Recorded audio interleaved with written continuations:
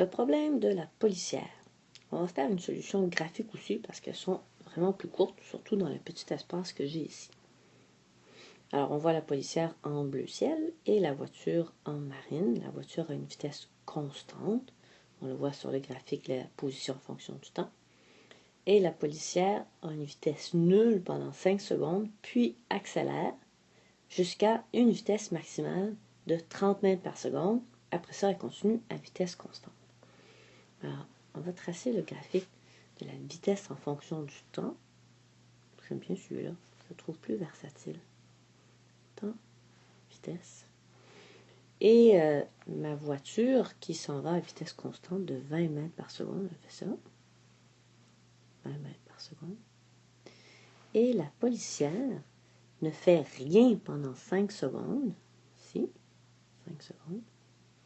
Puis accélère jusqu'à atteindre une vitesse de 30 mètres par seconde. Ici, 30. Qu'est-ce qu'on cherche? On cherche le temps, t, où ces deux personnes vont être rendues à la même place. Puisqu'elles partent de la même place, lorsqu'elles auront fait le même déplacement, elles seront rendues à la même place. On peut revoir ici, là. Si je peux avoir, voilà. Alors, les deux partent d'ici, la ligne verte. Les deux s'en vont par là-bas, vers les X positifs. Quand la voiture va être rendue ici, supposons, puis que la policière, si c'est à la même place qu'elle le rattrape, ils vont avoir parcouru la même distance. Donc, qu'est-ce que j'ai besoin d'avoir? La distance parcourue, c'est l'air sous la courbe. Donc, l'air sous la courbe de la policière et l'air sous la courbe de la voiture, ici. Au moment T où ces deux airs seront égaux, ils seront à la même place. Alors, je cherche donc le moment où la position de déplacement de la voiture, va être égale au déplacement de la policière.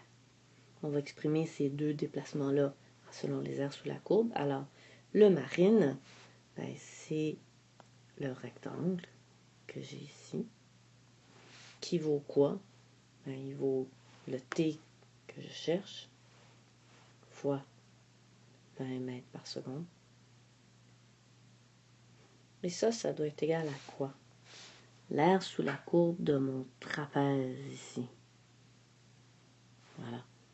Alors, petite base plus grande base divisé par 2, multiplié par la hauteur. Alors, ma petite base, elle est ici. Je ne sais pas qu'est-ce qu'elle vaut. J'ai pas le temps, là. Je sais pas ce que vaut la petite base. Je pense qu'il va falloir que je la trouve. La grande base, je l'ai. La grande base, c'est T. Oups, je vais mettre en rouge, là, mon T. C'est T moins 5 plus la petite base que je connais pas. Faut que je la trouve, cette petite base-là. Puis quand je vais la voir, on va résoudre.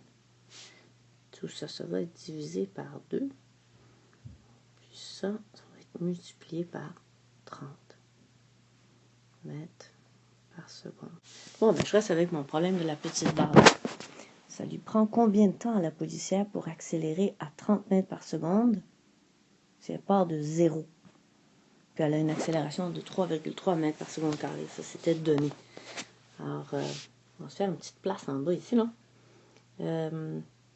L'accélération, une des formules de l'accélération, variation de vitesse sur variation de temps. Et donc, le temps, c'est la variation de vitesse sur l'accélération.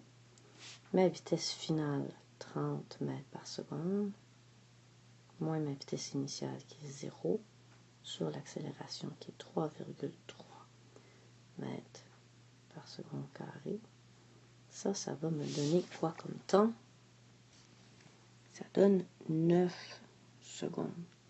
Alors, mon petit temps jaune ici, là, je vais le remplacer par 9 secondes. Bon, alors, pour avoir de la place, pour continuer, je vais enlever mon calcul ici, là. Donc, l'a vu, si vous ne l'avez pas vu, reculez un peu dans la vidéo, regardez-le attentivement. Et j'ai donc 9. 9. C'est des secondes, hein, tout ça, là. J'ai oublié de mettre des secondes, c'est des secondes. Et voilà. Alors, on a une expression avec T. On va résoudre pour T. Et ça va nous donner quoi? Alors, on a simplifié un peu. On a cette phrase-là. Si on continue pour isoler le T, ça va nous donner... Oh, je me suis trompée. Le 9 secondes pour l'accélération, c'était un delta T. C'est que c'est 9 plus 9 secondes. Ça, c'est 14. Bon. Alors, ça devient 14 aussi. Alors, ça va devenir 19. Voilà. Bon. Je pense que j'ai pas fait d'erreur. Et là, ça va donner quoi pour T? Et ça vous donne 28,5 secondes. Si vous préférez une solution algébrique, il y a une montre. La façon de la penser, il faut y aller par tout petits morceaux. Des petits morceaux qui sont le même type de mouvement. Par exemple, si je regarde, la voiture, elle a un seul type de mouvement. Elle est en MRU, c'est facile. C'est la policière qui cause problème. Alors, on regarde un premier morceau où elle bouge pas. Après 5 secondes, où est-ce qu'elle est rendue? Où est-ce que la voiture est rendue?